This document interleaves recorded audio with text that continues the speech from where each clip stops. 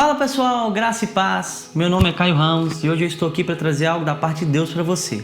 O nosso tema de hoje é: o que Deus espera de mim?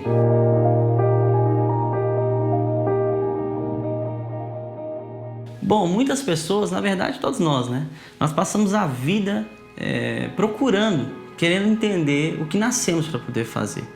O ponto é, quero dizer para você hoje, há um chamado divino da parte de Deus para todos nós. Se é um chamado divino, se eu tenho vontade, se é a vontade de Deus, por que de fato as coisas não acontecem? Essas perguntas surgem para nós no dia a dia, não é verdade? O ponto é, quando nós olhamos para isso, a pergunta que surge é: por que Deus está fazendo isso comigo? Por que Ele está me paralisando? Por que meu ministério não anda? O primeiro ponto que nós precisamos estabelecer hoje é: se você não está pronto para algo, Deus não pode te dar. Então, se você tentar fazer algo que você não está pronto para Ele, você pode se machucar. E isso é um grande problema. Eu me lembro do meu pai, e eu quero trazer esse exemplo para vocês aqui, que é algo que vai linkar muito bem com o que nós estamos falando. Meu pai teve vários carros na vida, e eu lembro que ele sempre comentava dos carros que ele tinha. E ele usava uma certa palavra para poder qualificar um carro que era bom e um carro que era ruim. Ele falava sobre um carro que tinha estabilidade e o carro que não tinha estabilidade. Como que ele fazia? Eu lembro que a gente andava muito nas estradas, Ele tinha van, fazia viagens, trabalhava com escolar, levando crianças até a escola. E eu lembro que ele falava, olha, uma determinada van que ele teve, ele falava: esse carro tem muita estabilidade. Então ele entrava nas curvas e o carro entrava muito bem, mesmo estando numa velocidade um pouco maior, Ao contrário disso, também ele teve alguns carros que não tinham tanta estabilidade. Eu lembro dele reclamar disso também. Ele falava: esse carro não tem tanta estabilidade, O ponto é, não se entra numa curva em alta velocidade. Isso é uma regra básica, Então, se você entrar numa curva em alta velocidade e seu carro não tem estabilidade, a chance de um acidente acontecer é muito grande. O ponto é, se o seu carro tem estabilidade, você vai poder ir numa velocidade um pouco mais alta que isso. Trazendo isso para o nosso âmbito da palavra, nós podemos entender algo sobre estabilidade em Deus, estabilidade em que o Senhor preparou para nós. Se você não é estável, se você não está preparado para determinadas situações, Deus nunca vai dizer para você avançar, porque Ele sabe que quando você encontrar de fato uma curva, você pode se machucar. Agora, ao contrário disso, se você tem estabilidade, está pronto para fazer, o Senhor vai te mandar avançar, o Senhor vai te mandar correr, Eu quero abrir com vocês a Bíblia aqui para que nós possamos ver algo maravilhoso em Juízes, no capítulo 7, versículo 1. Eu vou ler com vocês, é um pouquinho grande, vamos acompanhar.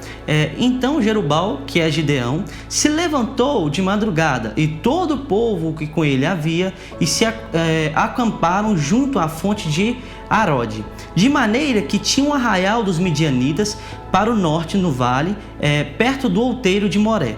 E disse o Senhor a Gideão: muito é o povo que está contigo, para eu dar aos midianitas em sua mão, a fim de que Israel não se glorie contra mim, dizendo: a minha mão me livrou. Só parando um pouquinho aqui, o que está acontecendo? Gideão está levando os homens para poder enfrentar os midianitas, E o Senhor falou que muitos eram os homens, Dando sequência aqui a partir do verso 3.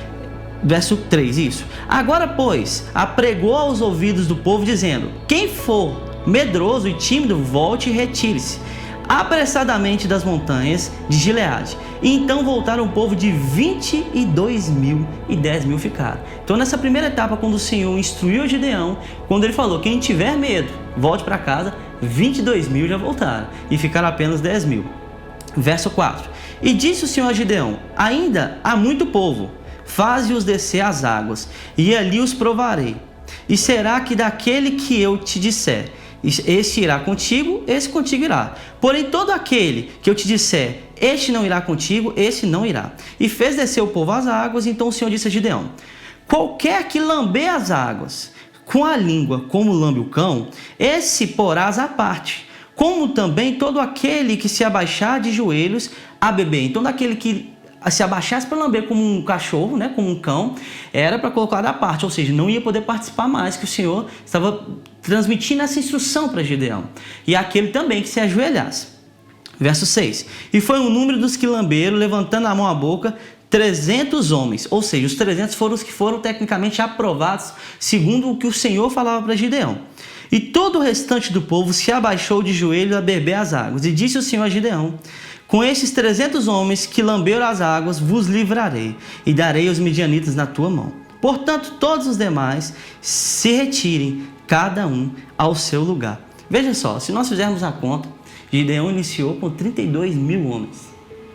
E no fim ele tinha 300 homens.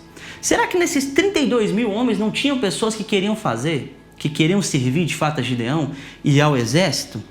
O ponto é, tinham pessoas querendo, mas não tinham pessoas preparadas. Então, quando não há preparação, de fato o Senhor não pode utilizar. E aí nós vamos ver em Lucas 10, 2 que diz, né? A seara é grande, mas os trabalhadores são poucos. Quando olhamos para esse versículo, a impressão que nos dá, né? O que nós entendemos é que tem poucas pessoas para fazer o trabalho. Na verdade, existem muitas pessoas querendo fazer o trabalho, mas existem poucas pessoas querendo se preparar para o trabalho. E o ponto é, se você não se prepara, como eu disse, o Senhor não pode te colocar para que você faça. Há uma preparação para se fazer tudo. Não é feito de qualquer forma, né? Então nós devemos parar. E a impressão que dá é que quando você para, que você está retrocedendo. Mas na verdade o que o Senhor está dizendo é: para, se prepara, porque quando você for, você vai gastar menos tempo do que você gastaria sem preparação. Tem uma história que eu quero contar para vocês acerca de um lenhador. Ele foi fazer um trabalho, e um lenhador que corta árvores, né?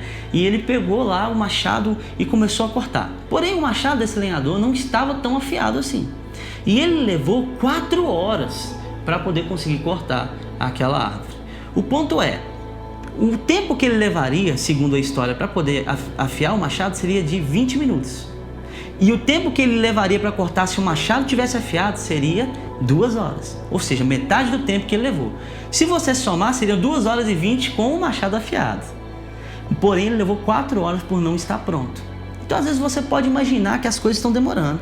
Você pode imaginar que, eu não estou conseguindo. O ponto é, às vezes é o momento de parar, se preparar. O ponto nunca vai ser, se você parar para se preparar, nunca vai ser tempo perdido. Pelo contrário, quando nós nos preparamos e permanecemos naquilo que o Senhor tem para nós, isso de fato faz com que nós possamos estar aptos para o serviço no ministério. Ao contrário disso, lembra da curva, lembra do carro com instabilidade, você pode se machucar. Isso pode levar à morte. A gente vê quantos acidentes, pessoas entrando em alta velocidade na curva com um carro sem estabilidade, né?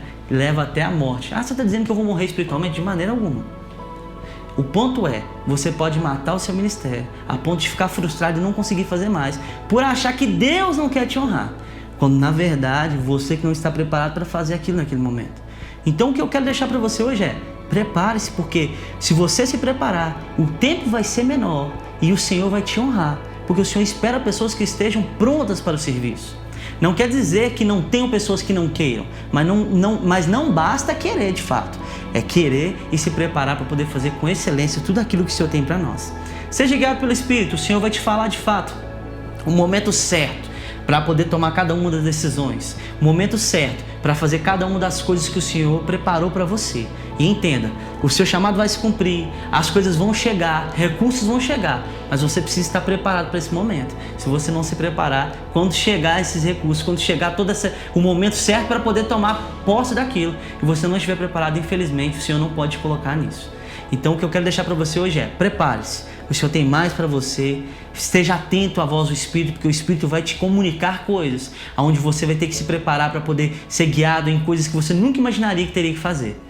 Que Deus abençoe sua vida e até o próximo vídeo.